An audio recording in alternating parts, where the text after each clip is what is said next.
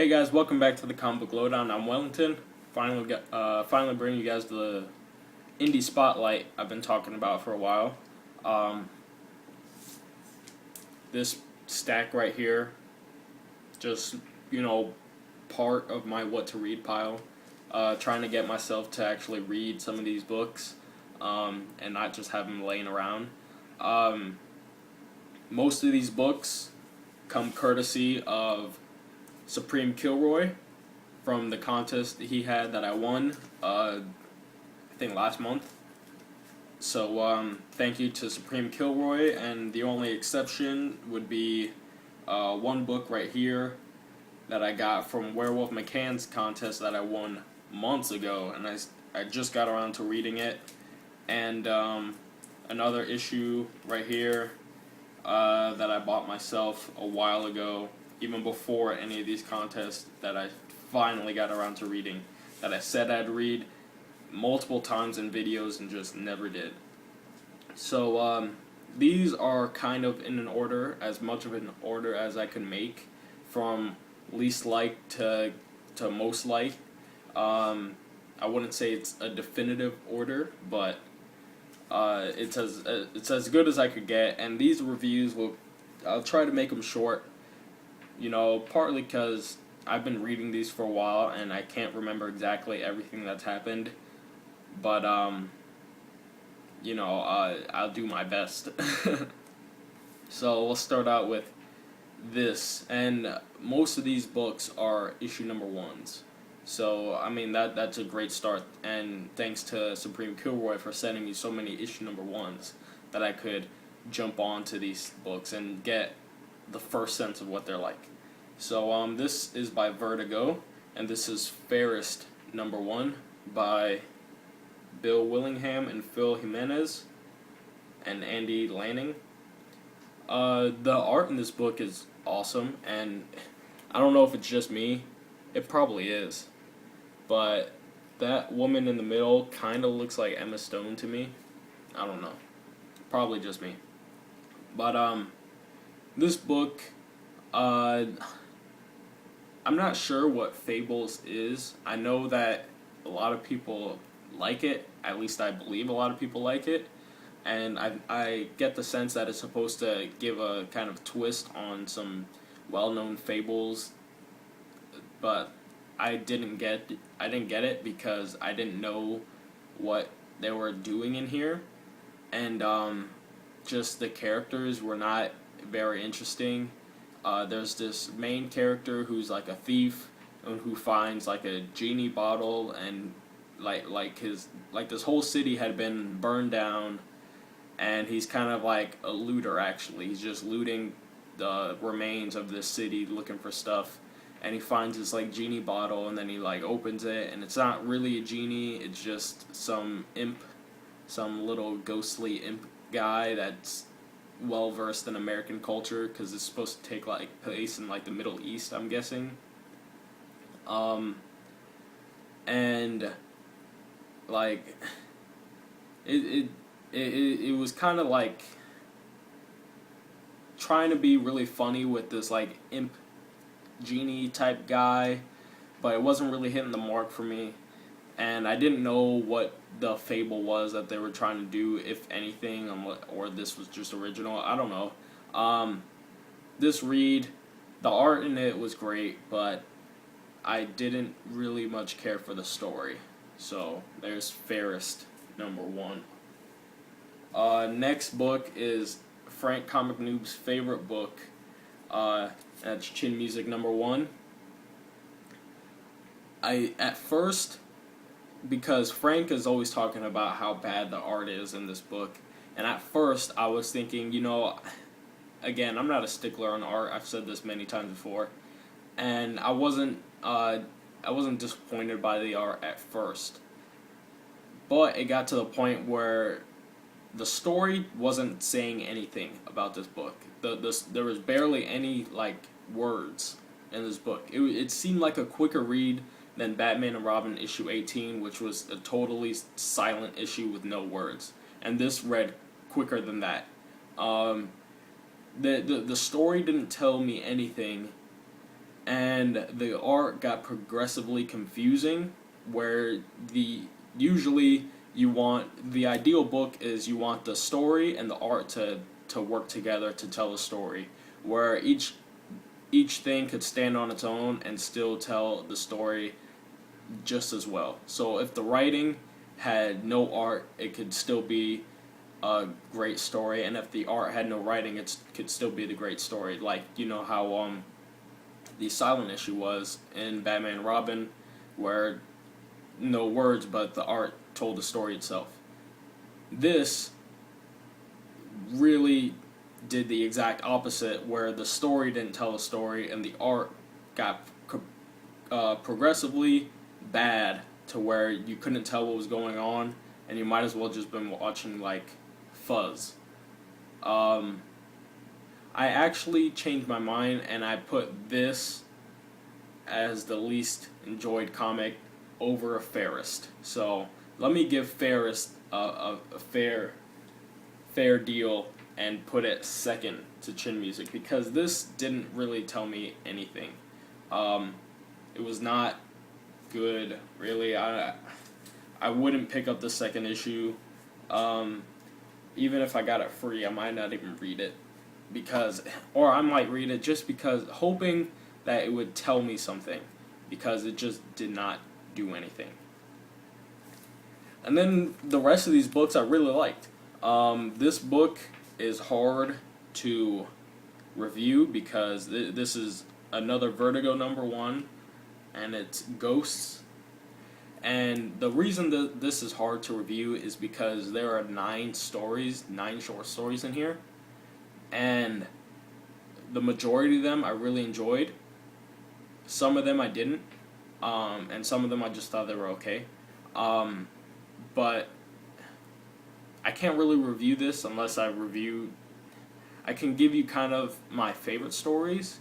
There's a first story that's kind of funny, where this guy, he kind of takes a promotion as like he takes a promotion because he wants just to become like a store manager of where he works, kind of just living an average life. And as soon as he takes the job, he gets a knock on his door, and it's his ghost. Like, it's his ghost saying that he killed the rock star him, and it's just that guy kind of like in a rock star outfit and things like that. And he says that because he took the job as the promotion, he killed all his dreams of being a rock star, and so in another universe, he killed that guy. He killed the rock star him, and now the rock star him is going to like haunt him. And so everybody can see the ghost as well. It's not just him. And so it's funny that like the ghost follows him everywhere, and it starts to make friends with all his friends, and all his friends seem to like the ghost a lot more than him. And so it gets to the point where the guy just he doesn't hang out with people anymore, and then even at his job, he gets his job stolen by the ghost.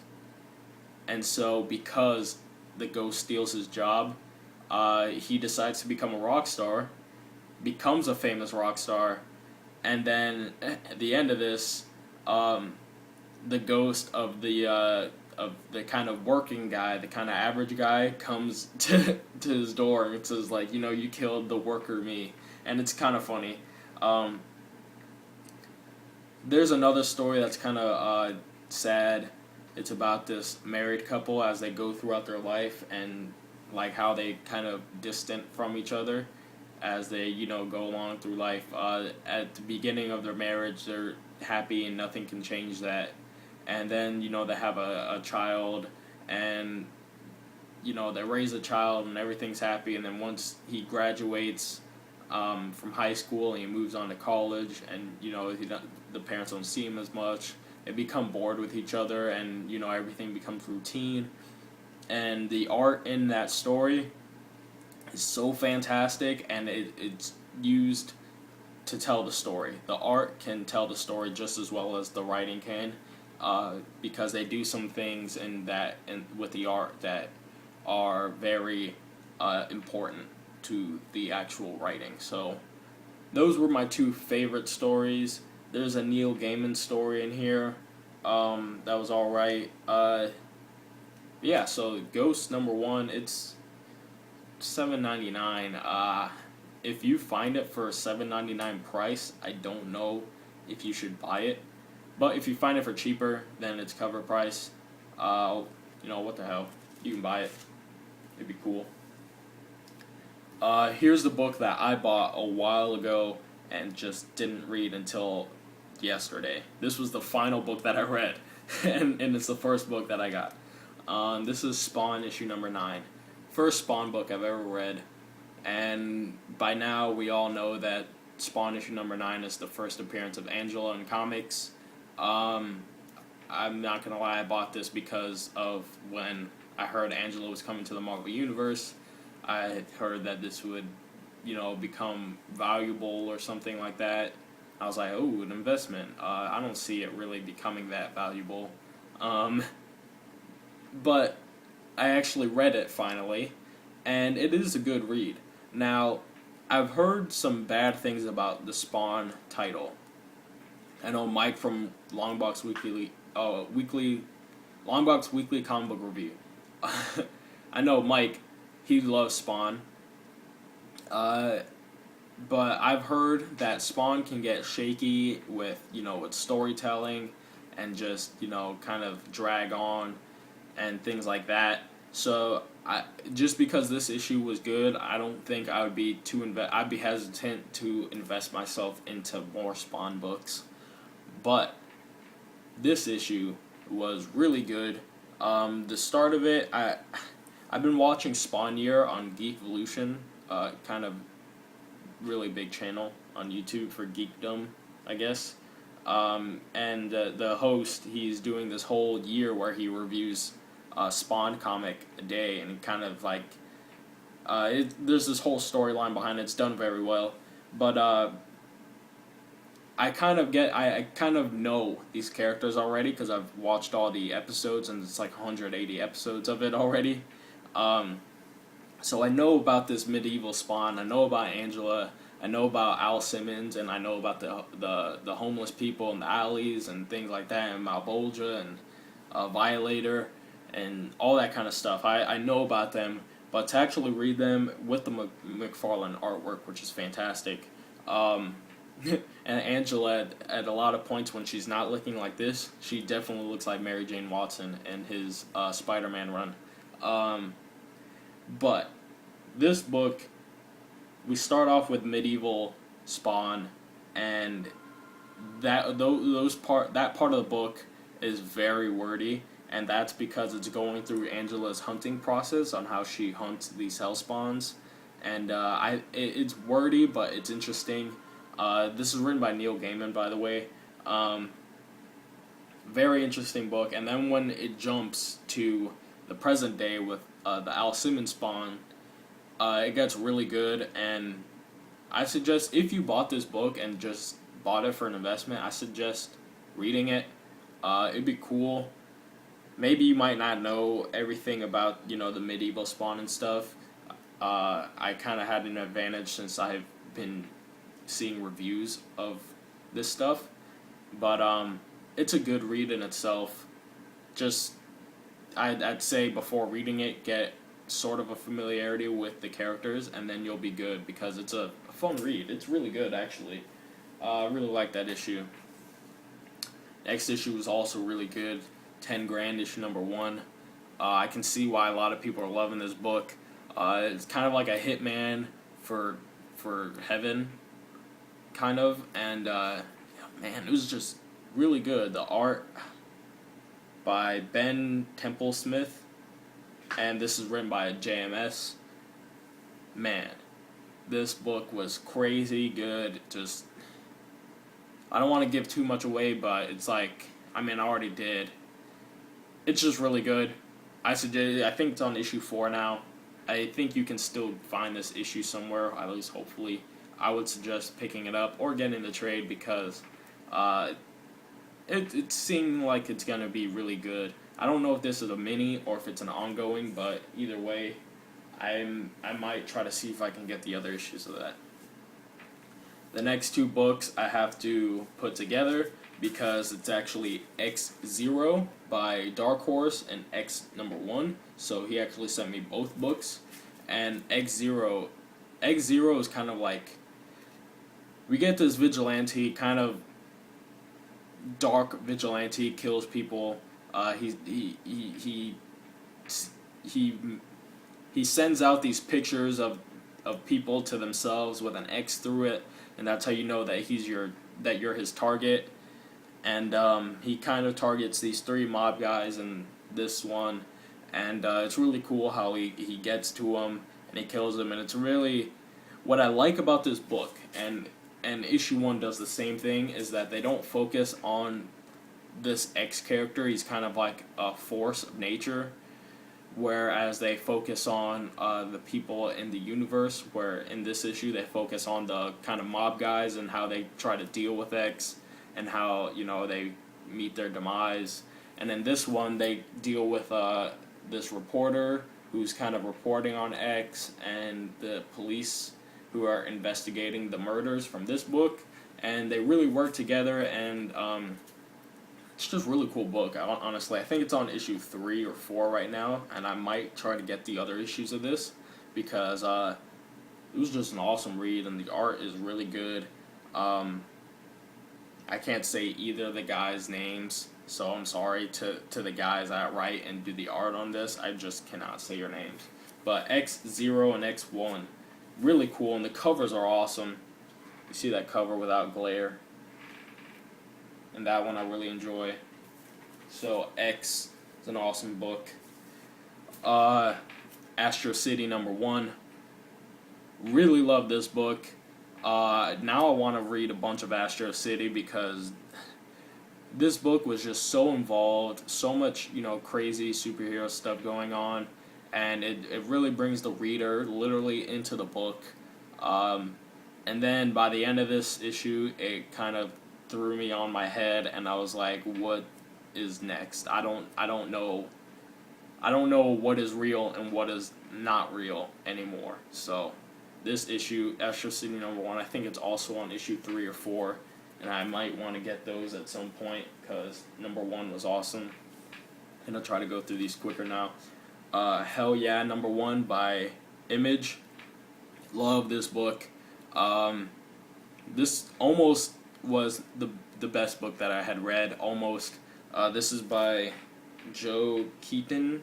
I think that's his first name. It just says Keaton. This book is awesome. Kind of like if you take the movie Sky High, where they got superheroes in high school and stuff like that. If you take that movie and put it into a kind of more adult theme, then you get this book. We get kind of like this kid kind of trying to, he's a troublemaker because he's always fighting crime and he's making a bad name for himself and for his family that's kind of got who's held in high regard in this community because they did something very heroic. His dad did something very heroic. And I just love the character arc that this kid goes through, and unfortunately I forgot his name just now. I read this a while ago. But yeah, this book was just awesome. Really cool art. I dug it. And the end of this was really cool. I know some crazy stuff is happening throughout this book, and I want to see what issue this is on and how I can get it because I really enjoyed it.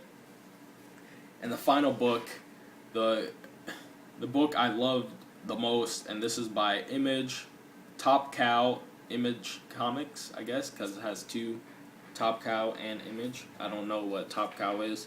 And this is the book sent to me by Werewolf McCann that I cannot believe I had sitting here for so long, and it was just such an amazing book. This is Rising Stars issue number 22.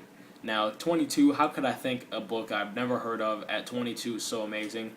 Well, this is also written by JMS, and as a previously page, they kind of have it, they summarize each issue this issue, it previews, kind of like, it will start like previewing issue number 1 and then 2 and then 3, and then they have like story arcs that go like 13 to 16, things like that. So that's how they preview, really 21 books in 2 pages. But man, this book was just so good. I can't believe I was just sitting on it and not having read it, because now I want to get the collected edition of this. I want to get the compendium of this because it was just so good.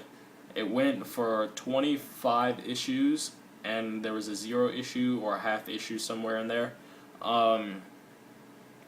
This book, it's the whole thing about this book is that as children there was some kind of like meteorite or something that hit the earth, hit this community at one point, and then there was anybody who was really pregnant at that time, any woman who was pregnant kind of got infected, their baby kind of got infected with these superpowers. So there's up to 113 people that are superpowered, and they are known as like freaks and stuff because some people become heroes, like superheroes, some people become villains, and then other people, they just blend in with society, not really want to have all the publicity and things on them.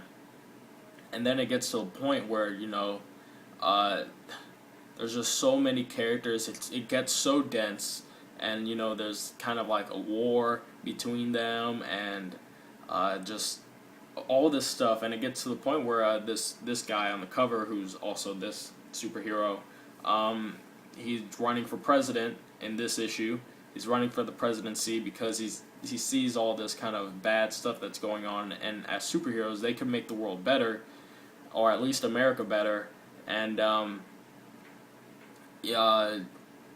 it's got to be under his leadership because he's not prejudiced to the superhero or the superpowered people. So man, this book, just JMS writing on this book, so good. I have to get the collected edition. I just have to get it from In Stock Trades if you're interested. Read more on it yourselves because this book was just fantastic. So yeah, I'll leave it at that because I don't want to get too much into it because it's really dense. But man, this book. So let me get the stack out over here. From over here, you can see a recap. You guys can really get a sense of my tastes.